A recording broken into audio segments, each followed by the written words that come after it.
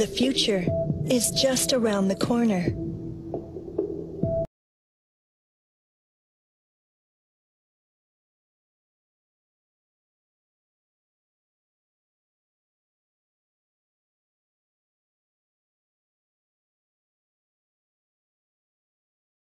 It's 3.8 meters tall and weighs 4 tons. It is a giant humanoid robot named Kuratas. Kuratas is a contemporary artist's creation. He holed up here for 2 years building the robot with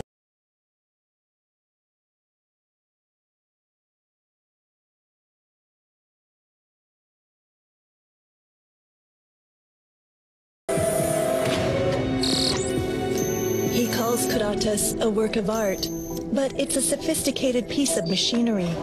A person seated inside can control the robot, move its limbs, and grab things. The artist says he was inspired by robots in science fiction tales and animation. That vision sustained him as he worked in solitude. Things that were once unthinkable are becoming real. How will robots evolve? Well, military applications could be one option. They'll probably become more and more like humans. They could surpass us in strength and ability. People long dreamed of creating these extreme machines. Now, humanoid robots are here.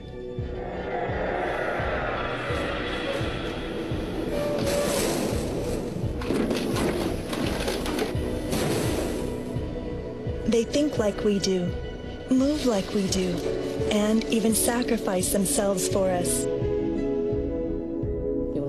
We want our robot to change society, because robots must be useful. Electronics and computing, progress in vision systems, there's many pieces of it. We will see much more capability continue to grow. Since the Industrial Revolution, people have entrusted some jobs to machines.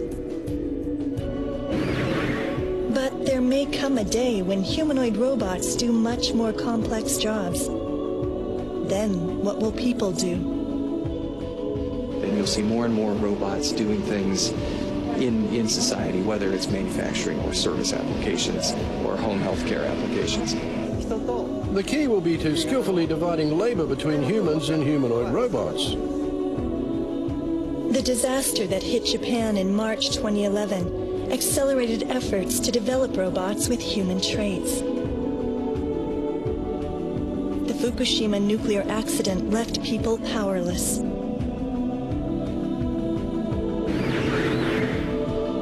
Robots can take over when things become dangerous. They can plow through rubble, climb ladders, even make repairs. People are turning to humanoid robots to handle all of these tasks. We're eager to launch it soon to end the crisis. By joining forces, we can make a truly useful contribution. Only a humanoid could do it.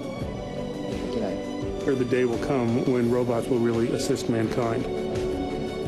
The nuclear disaster in Japan sparked explosive advances in humanoids at the front line of robotics development. This program explores the future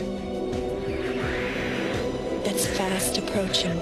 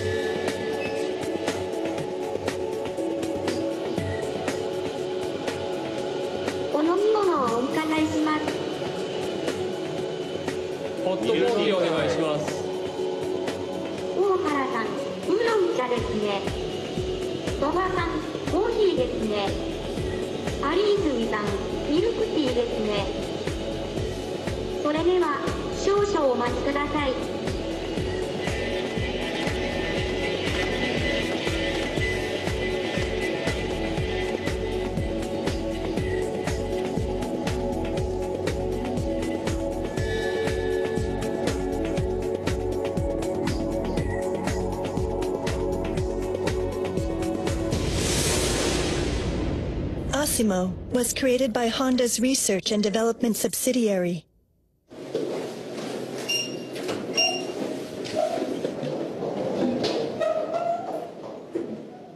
We were allowed to film their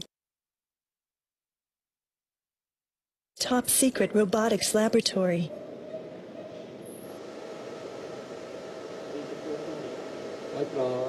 Japan is a worldwide leader in the development of humanoid robots.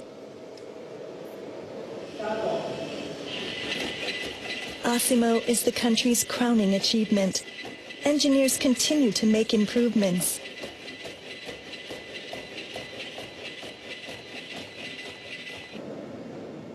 Asimo's most innovative feature is its advanced intelligence. The robot can think and act on its own without human intervention. That's made possible by sensors that replicate our 5 senses.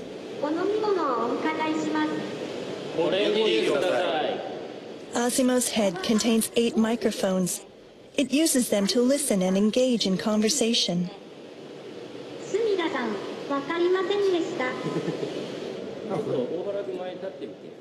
2 cameras work as eyes. They can detect humans and use stored data to identify them. A facial recognition problem? I don't think so. Please cover your face. Asimo's artificial intelligence analyzes a vast array of information. That's how it understands people's requests and takes appropriate actions. Asimo also has a sophisticated sense of touch. Its fingers can make subtle movements, like a person's. Sensors are embedded in the fingertips, too. They can gauge the hardness of an object, like human fingers do. Most robots use a fixed amount of strength to grab things. But Asimo exerts more power to open a tightly sealed water bottle and less when holding a paper cup. Its artificial intelligence uses information from the fingertip sensors to adjust the grip. The developer's ultimate goal is for Asimo to be a valuable partner that coexists with humans. The engineers who created Asimo all grew up watching animated shows about robots, such as Astro Boy, Doraemon, and Gundam. They dreamed of someday making their own. Satoshi Shigemi is the development team's leader. He has been designing robots for the past 16 years. From the beginning, we wanted to design a robot that could help people. To realize that dream, we're constantly asking ourselves, what kind of robot would be able to change society, make people happy, and make life easier for people around the world? Our idea is to create a robot that will change how people live. We're working through the technological issues, one by one, in order to reach that goal.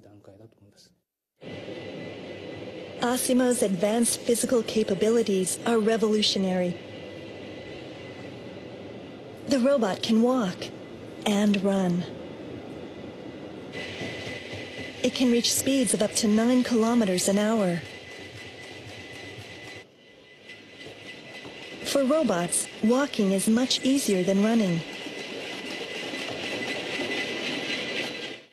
When running, both feet momentarily leave the ground. Balancing in midair is no easy task.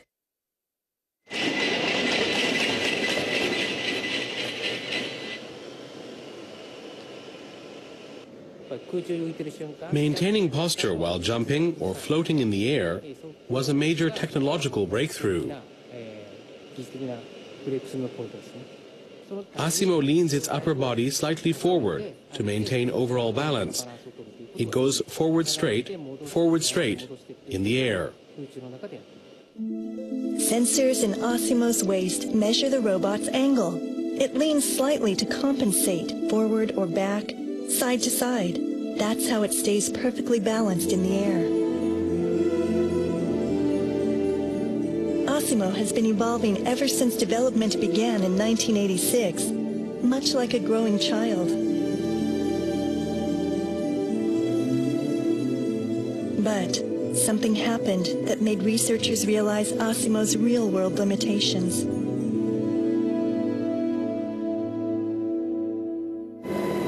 It was the accident at Tokyo Electric Power Company's Fukushima Daiichi nuclear plant.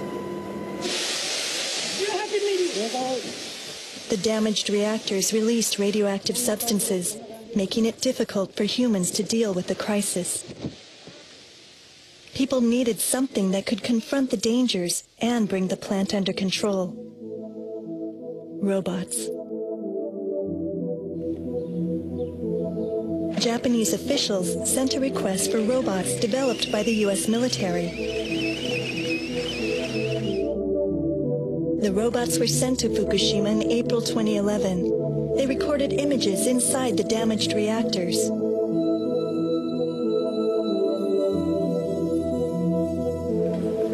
Since then, a variety of Japanese robots have been enlisted as well.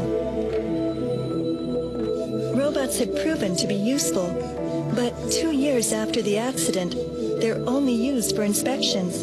They're not able to do all the work of humans. What about Asimo? Right after the disaster, people flooded Honda with phone calls and emails asking the company to send Asimo to the Fukushima plant.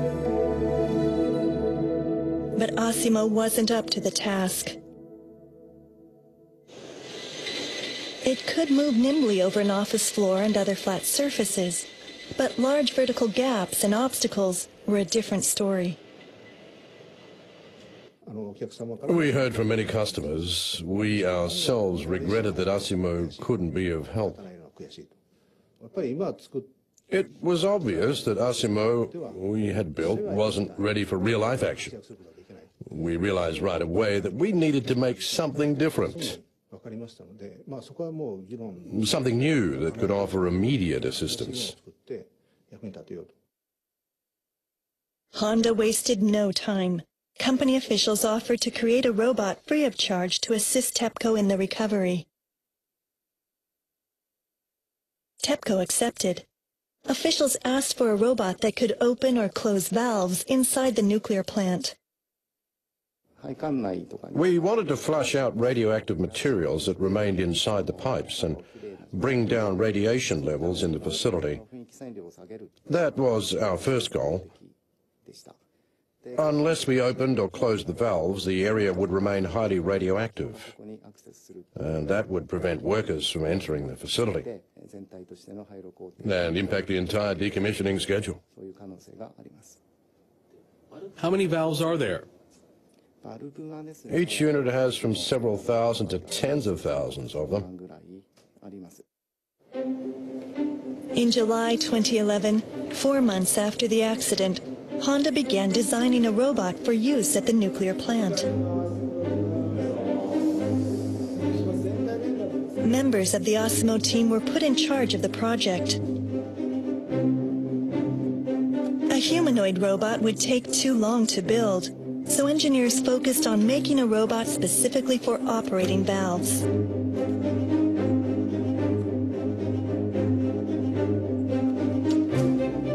Asimo was crucial to their efforts.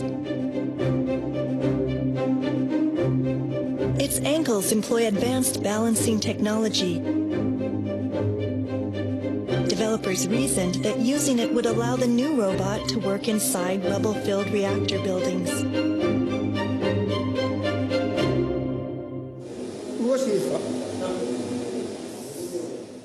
The team worked exceptionally fast, completing a prototype in just 4 months. They turned Asimo's leg into an arm for operating the valves.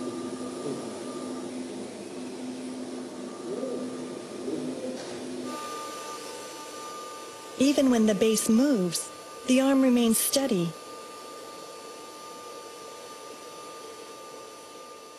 So far, so good.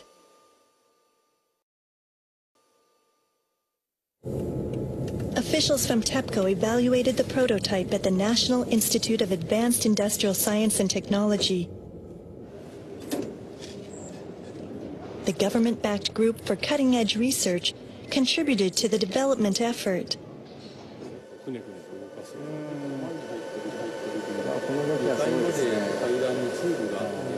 A TEPCO official couldn't take his eyes off the robot's movements. We may be quite demanding. That's okay. We might be quite direct. The test is designed to replicate conditions inside the nuclear plant. The robotic arm is remote controlled. Testers send the arm toward one of the valves. There are a number of unknowns, including the condition of the valves. They may have rusted since the accident. A valve might break if the robot applies too much force, or it might not budge at all.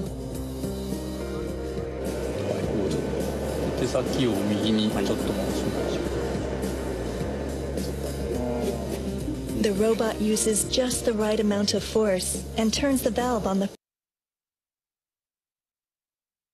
first try. It's passed the test. This robot can do more than inspections. It could help in the recovery effort.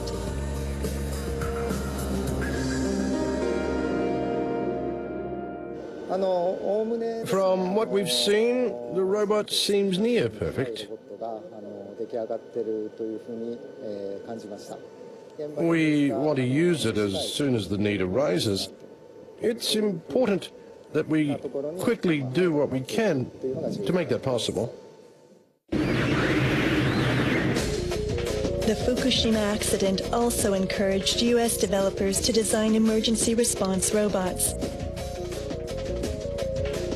Department of Defense officials have spearheaded the effort. Before, they had shown little interest in humanoid robots. Now, they view them as vital for disaster response. The architect of the new strategy is Gil Pratt of DARPA. He oversees funding for leading-edge research at the Department of Defense.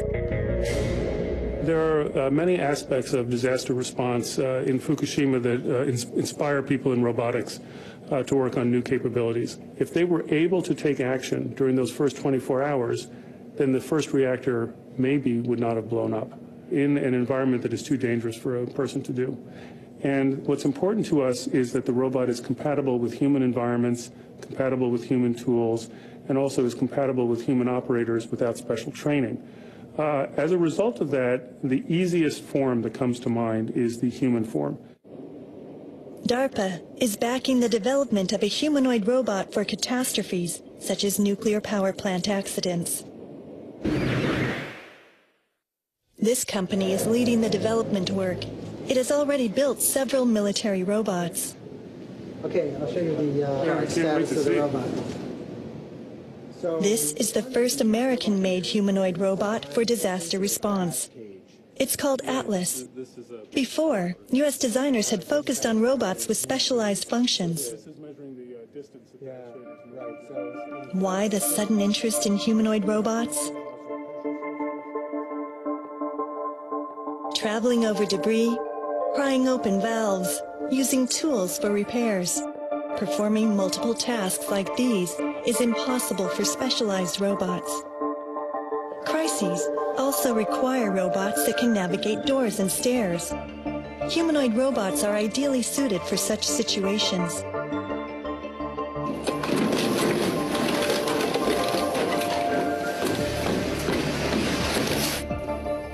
Tests of this prototype were going smoothly. It can easily climb stairs, and jump from a height of nearly 1 meter. It can negotiate obstacles using its arms and legs.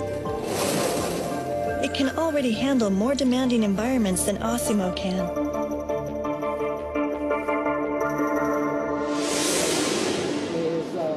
Atlas is loaded with technologies originally designed for military robots.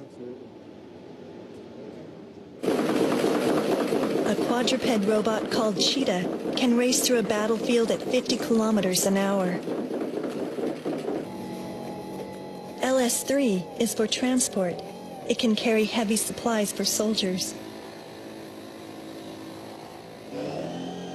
The ferocious-looking robot gets its strength from a powerful hydraulic drive system. A hydraulic device can be small, yet quite strong. The black cables convey hydraulic power to the legs. That generates the brute force required for harsh conditions on the battlefield. A web of hydraulic cables covers Atlas's body. They form a muscular suit of armor for clearing debris. Another important technology comes from military robot engineering. This machine's joints have a wide range of motion. They allow for flexibility that humans can't achieve. Atlas's joints are capable of moving in 28 different ways. Atlas can crawl through narrow spaces and withstand sudden shocks. Then we have the knee. This has 3 in the hip, just like us. This way, and then this way. I am very impressed with the number of degrees of freedom. It will be able to do these human-compatible tasks without a lot of the limitations that other robots have. Engineers will combine Atlas's rugged body with sophisticated artificial intelligence that's almost near completion. They aim to complete the robot by December of next year. One reason you see humanoid robots is because there's some people working who are really interested in robots as an entertainment thing or as a performance thing. I think that's different. We're much more interested in basic capabilities for emergency response, rescue. So I don't think Osimo has been designed to do those things yet. U.S. engineers stepped up their efforts to develop humanoid robots after the nuclear accident in Japan. Japanese researchers are embracing the same mission.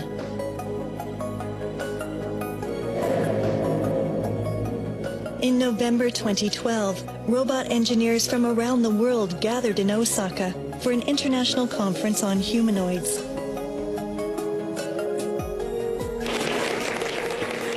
Gil Pratt from DARPA was one of the participants. He came to invite engineers to join a project sponsored by the U.S. Defense Department. Okay, March 11th. After 24 hours, if only a robot had been there to go and open that valve, the entire disaster could have been averted. But we didn't have one. And furthermore, we didn't have anyone that could do the job. So shortly afterwards, we actually started planning the DARPA Robotics Challenge. They have 2 degrees of freedom, not 1. The Robotics Challenge is a competition to develop emergency response robots for major disasters like Japan's.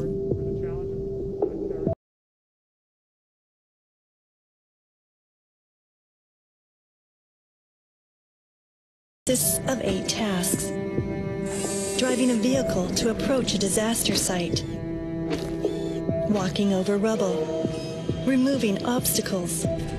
Opening doors. Using tools to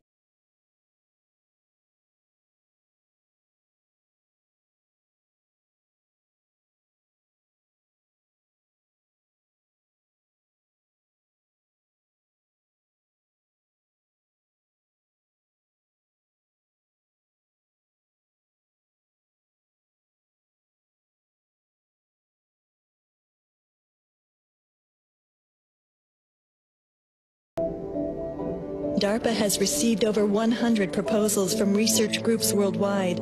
They include renowned organizations like NASA and MIT. Japan is at the forefront of humanoid robotics engineering, yet its researchers hesitated to throw their hats into the ring. So actually, to me, it's difficult not to see that some of the results of DRC going to be served to advance, as you say, advanced military technology. The DRC is about developing robots that I believe wholeheartedly are completely impractical for military purposes, for offensive military purposes. Will the technology that we come up with find its way into military systems? Probably yes. But I guarantee you that if you work on a robot for healthcare, there's a chance that that technology will also find its way into military systems. The members of one Japanese research institution wanted to take part in the competition. They worked at the University of Tokyo's Robotics Lab. Researchers there, along with those at Honda, are global leaders in robotics engineering. But they faced a major obstacle to competing. The university bans military-funded research.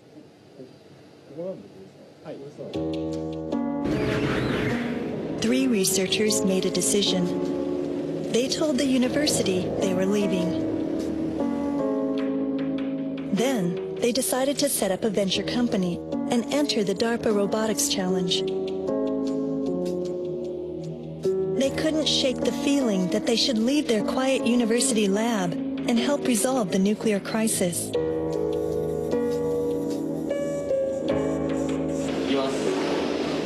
Six months after launching their venture, the team had just completed a prototype with help from university graduates. Its long arms can exert 10 times more force than those of conventional humanoid robots. It's too tight to turn with one hand. It can easily turn a valve that's too tight for a person to turn.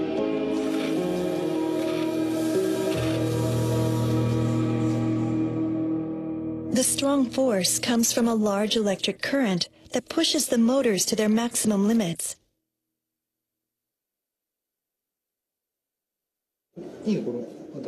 A reddish fluid circulates through the robot's body.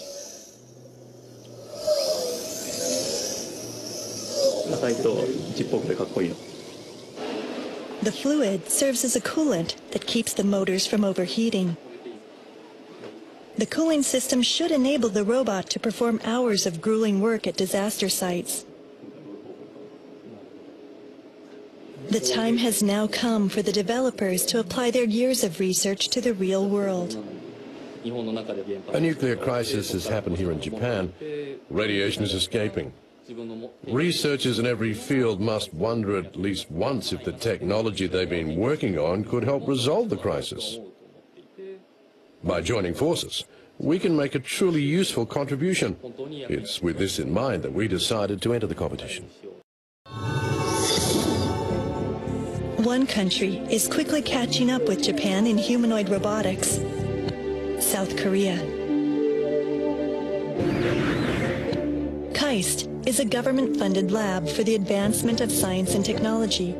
Researchers there were among the first to express interest in DARPA's Robotics Challenge. This humanoid robot is called Hubo. It's modeled on Osimo, which Honda spent 14 years developing. Hubo was built in just 5 years. Hubo deftly manipulates its hands, and it's also good at dancing. Its moves look just like Osimo's.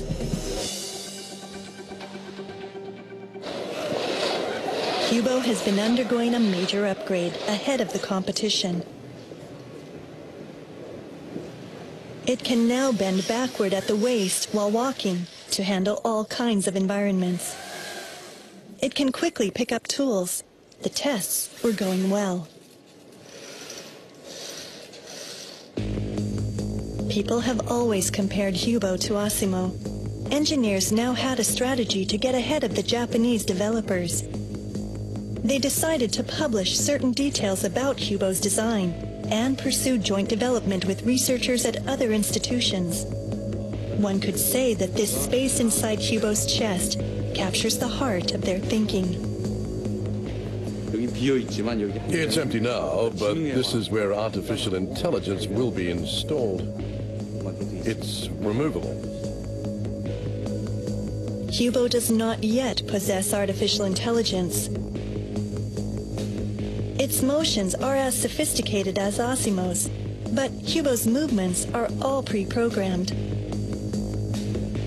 U.S. universities that lead research into artificial intelligence will develop a brain for Hubo.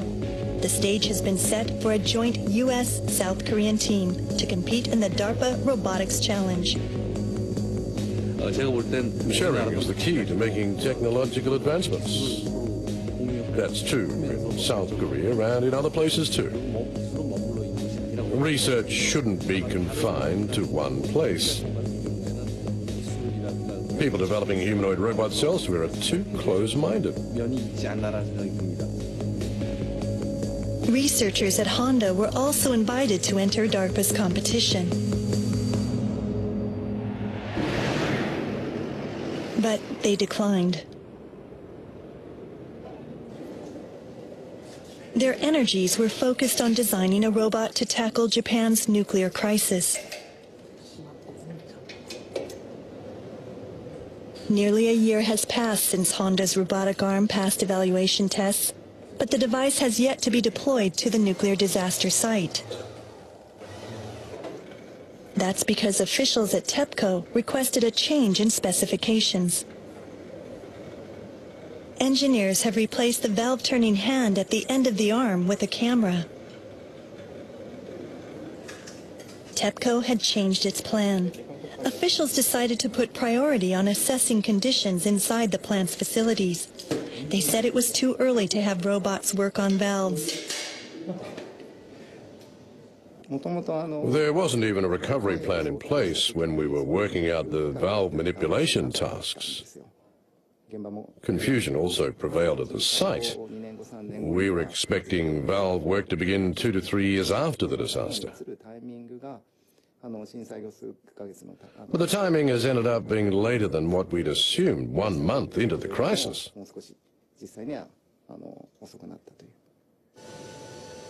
The robotic arm will soon be sent to the accident site.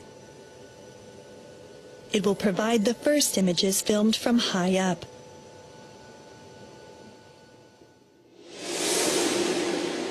The robotic arm was not the end of Honda's efforts. Its engineers had another secret mission. They would develop a new humanoid robot. It would be an updated version of Asimo for use in disasters. The site where the Fukushima disaster took place is dark and off-limits to humans. Only a humanoid robot with both intelligence and motor skills could climb over the debris, get to the accident site, and perform the work of people. In other words, a robot like Asimo. Let's use our skills to make a humanoid robot that can tackle disasters. Asimo's engineers were united by this idea. The robot they envisioned would not only walk, but also use its arms to crawl. It would use every means possible to reach its destination. A dramatic update would be necessary. A disaster reduction robot would be useless if it couldn't get to the site. It's important to get to the scene no matter what. Disasters create all kinds of debris that crumbles easily or breaks when stepped on. It's because it's dangerous that robots replace humans. That's what makes them valuable. A robot that couldn't get to the scene would be totally useless. Honda's engineers began developing robots in 1986 with the goal of making people happy. 27 years of research is now being put to the test.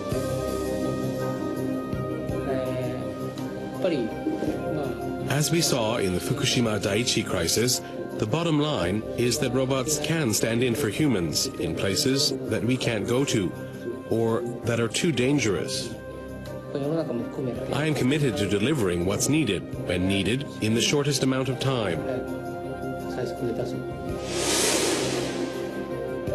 The accident in Fukushima spurred the development of humanoid robots around the world. The disaster also prompted people to question the roles of humans.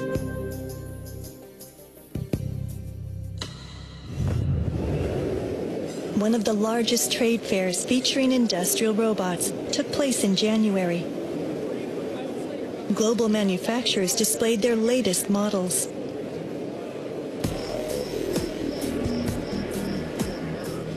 Companies are developing more and more two-armed humanoids for industrial use.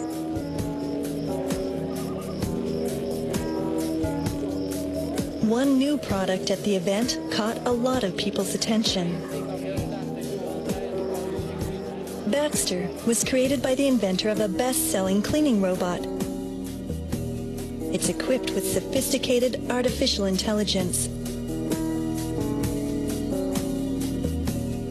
Baxter is designed to work side by side with people in factories and other settings. The robot's most unusual feature is its ability to master a task in a matter of 5 minutes. All that's required is step-by-step manual instruction. No complicated programming is needed. Let's pick up this part. So you bring the arm to the part. Yep, just like that. So we have the part. Close the grasp.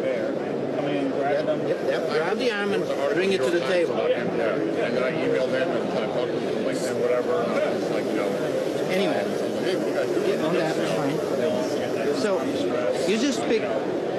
Did a pick and a place. At this point, you're already able to do the task. So if you I can move that over there. It's going to look for the object. You can do this task back and forward, and you already built some common sense. You really need to grab back. You'll be eventually possibilities for that. We can do it ourselves. Sure. The expression of the face on the LCD screen shows whether or not the robot has understood the task. Baxter costs $22,000, a bargain for a humanoid robot. The maker says buyers can recoup their investment in several months and slash labor costs. I'm very impressed with it. I work for a small manufacturing company, and we have some older employees who are looking to retire. And there's some tasks that Baxter could do for us very effectively. Also, it would be cheaper than employing a person.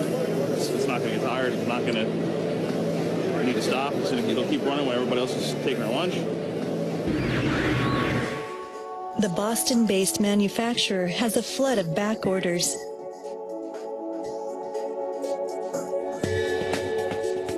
Officials say someday Baxter will work at places like coffee shops, taking orders and grilling burgers.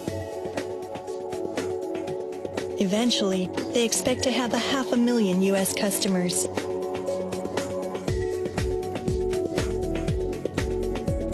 Today we're focused on manufacturing, and there's a very big opportunity in manufacturing, but there's lots of other places that a robot like Baxter could go.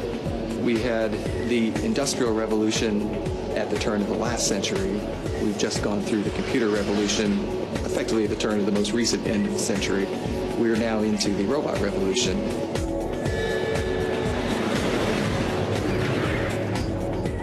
Will people and robots someday compete for jobs?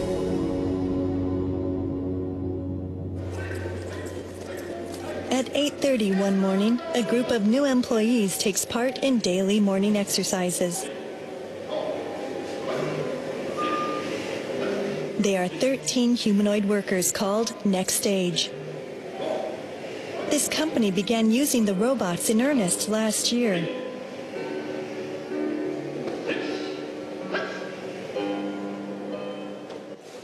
They have 2 eyes and are just like humans.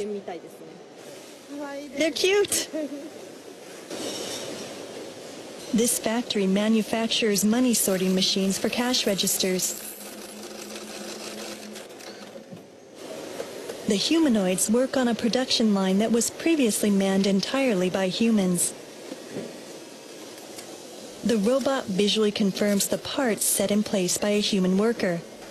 Then it begins its task. It adjusts itself to the speed of humans. Next stage can also handle other tasks, such as fastening screws and installing rubber parts. The two-armed robot is already managing jobs that just 6 months ago had routinely been assigned to experienced staff. The robots have taken over for 13 workers so far. Officials plan to reassign those workers to more sophisticated tasks. They say that will boost productivity overall. The robot next to me is doing a more precise job than I do. That helps me stay more focused on my work. Thanks to the robots, we can afford to spend time polishing skills and techniques that only humans can master. I want to do a better job than they do. Humanoid robots don't demand breaks or higher pay. Once they become even more advanced, how many jobs will be left for humans?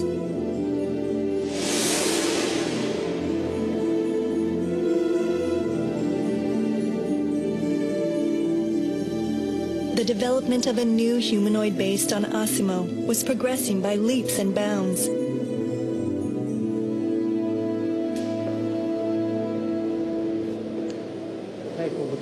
The envision setting has switched from a peaceful lab to a warlike disaster zone. The engineers had completed a prototype. The president of Honda R&D came to have a look.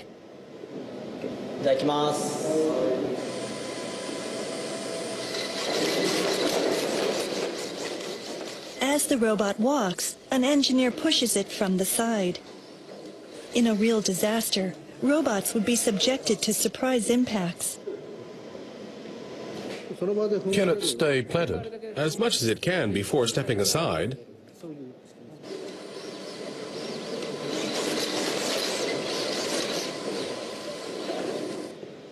One of Asimo's weaknesses was that it could only walk on a smooth indoor surface. Engineers made quick modifications for disaster sites. Now the robot can travel over gaps and uneven surfaces. A new test course mimics a disaster site.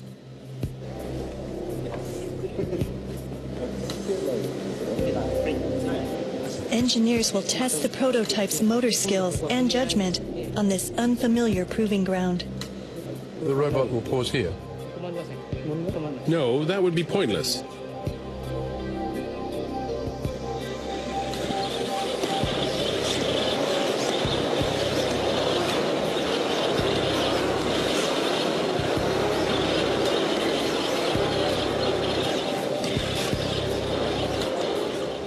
The prototype negotiates uneven floors and large gaps without hesitation on its first try. It's a major step forward. Turn off the lights. Disaster sites are often dark, and it's impossible to see. This robot doesn't rely on visible light. It uses infrared sensors to spatially confirm its surroundings.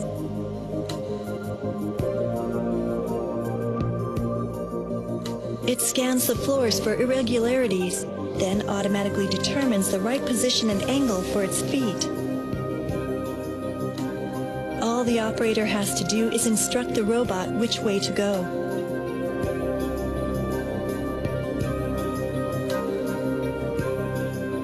The engineers have not set a completion date. It could be 1 year from now, or 3. But they are committed to getting the robot to areas in need as soon as they possibly can. Just like Astro Boy, the humanoid in an animation series, who flew into the sun in a suicide mission.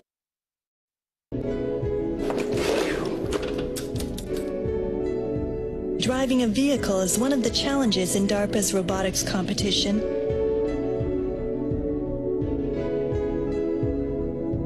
Engineers run an experiment with Hubo at the steering wheel.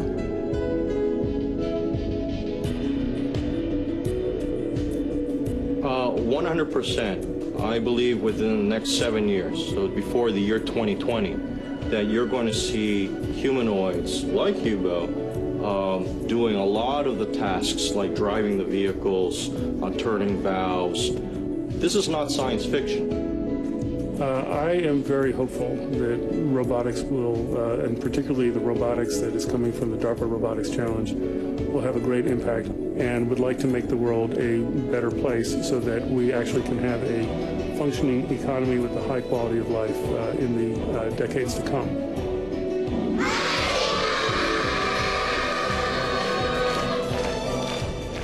Humanoid robots are the ultimate dream machines.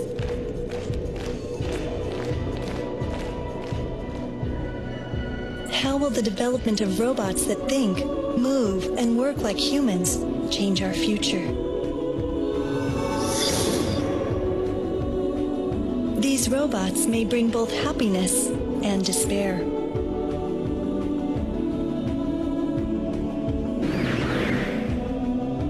One thing is certain: humanoid robots will continue to develop and evolve. Next Stage was born in this factory. The robots now work with humans and contribute to people's lives. These robots are bound for an electronics parts factory in northeastern Japan.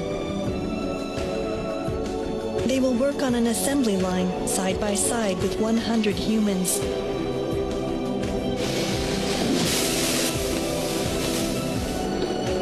This year, the manufacturer expects to sell more than 100 of the robots around Japan.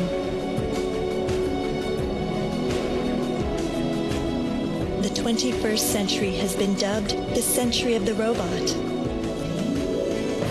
The future has already begun.